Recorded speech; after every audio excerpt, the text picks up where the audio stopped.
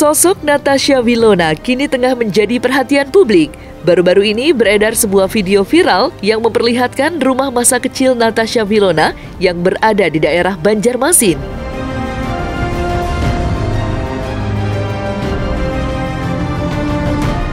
Jauh dari kesan mewah, rumah masa kecil Natasha Wilona tampak sederhana dengan berdinding dan beratap kayu. Mengetahui hal tersebut, mantan kekasih Verrell Bramasta itu mengaku terkejut.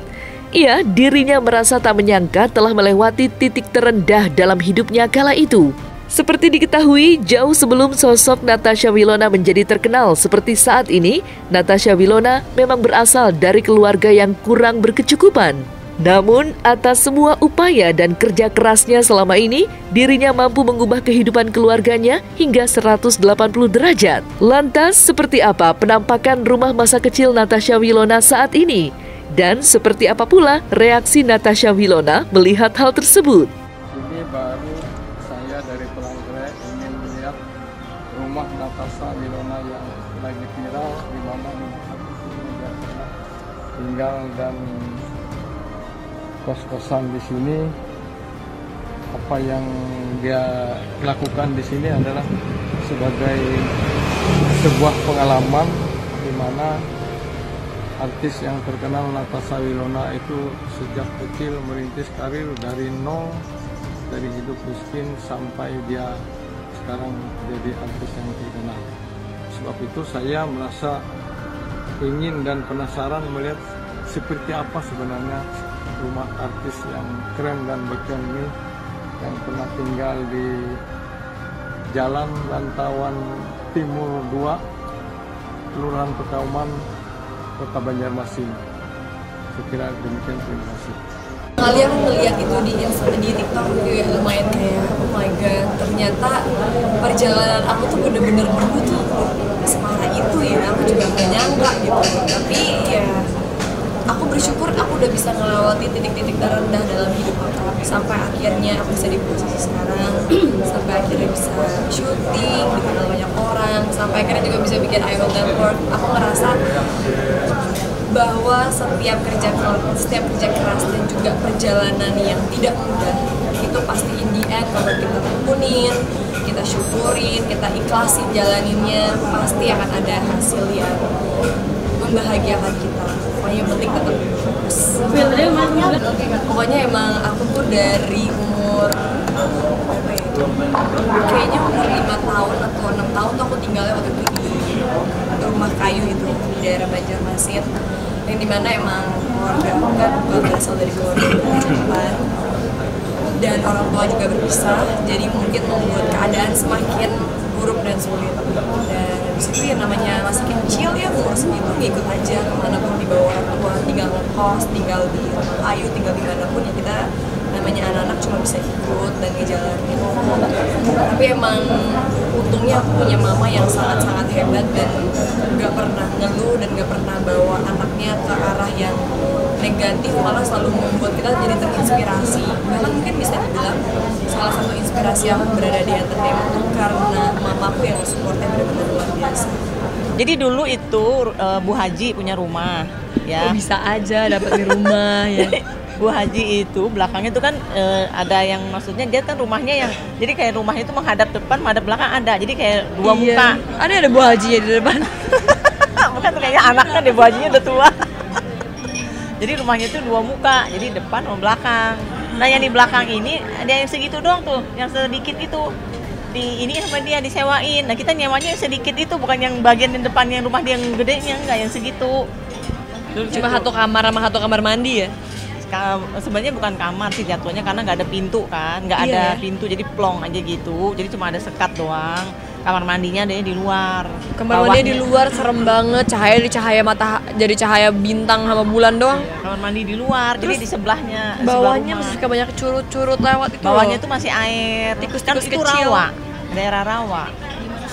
Hidupnya sih sebenarnya ya bisa dibilang susah aja sih, kayak misalnya nggak punya motor, nggak punya mobil, nggak bisa beli buku sekolah, nggak bisa beli baju sekolah, buku dari kelas kelas atau ya udah yang ngasih aja. Terus seragam juga pakai yang udah bekas-bekas aja. Terus ya makan di makan pizza tuh mungkin setahun sekali lah kalau bisa ya. Kalau enggak ya banter-banter paling mewah pecel lele.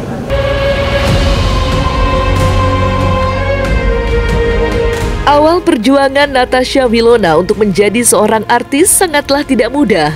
Teresia, ibunda Natasha Wilona, akhirnya mengungkapkan jika perjalanan karir putrinya berbeda dengan artis-artis baru lainnya. Pasalnya, Natasha Wilona mengawali hal tersebut dari titik nol dengan mengikuti berbagai macam casting hingga lomba-lomba fashion show.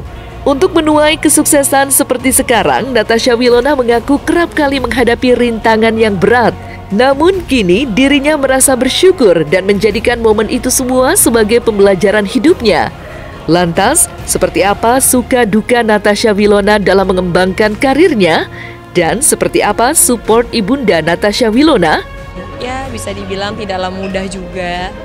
Banyak suka duka yang dilewatin. Cuma ya udah ngerasain lah dari casting kesana kemari, casting gak keterima, syuting pulang pagi. Nggak pernah casting 10 kali nggak dapet casting Iya, iklan. casting iklan 10 kali nggak dapet satu pun nggak dapet, aduh pokoknya udah merasakan yang kayak bener-bener di titik-titik kayak aduh udah nggak pernah keterima ya kan, nggak dapet kesempatan, kapan ya ini gitu. Terus dari teman-temannya tuh kan ada yang suka ngikut.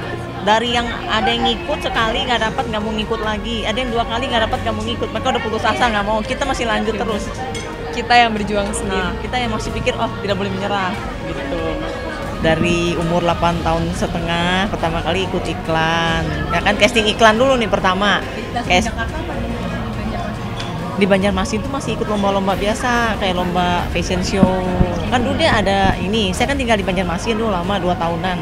Nah di situ dia ikut lomba fashion show di sana, sekolah fashion juga di sana.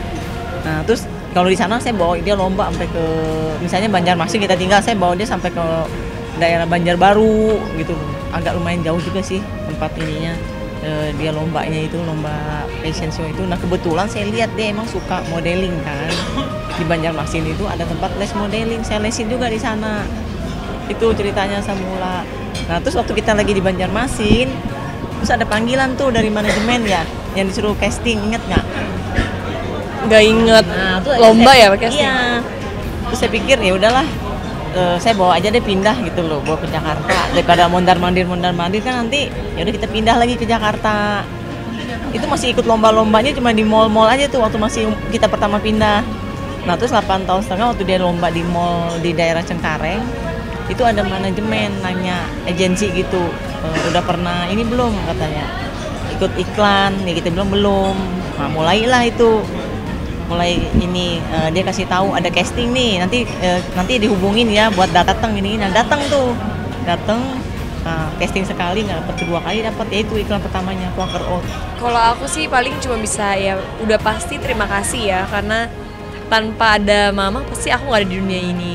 Dan tanpa support mama nggak akan mungkin bisa sampai sejauh ini aku melangkah, dan berjuangnya juga banyak dikuatkan dan dibantu oleh mama. Jadi aku ngerasa untuk membalas kebaikan dan jasa dari mama pasti sampai mama nutup mata tidak akan selesai. Dan aku rasa kayak tugas semua anak begitu deh ke orang tua kandung mereka masing-masing.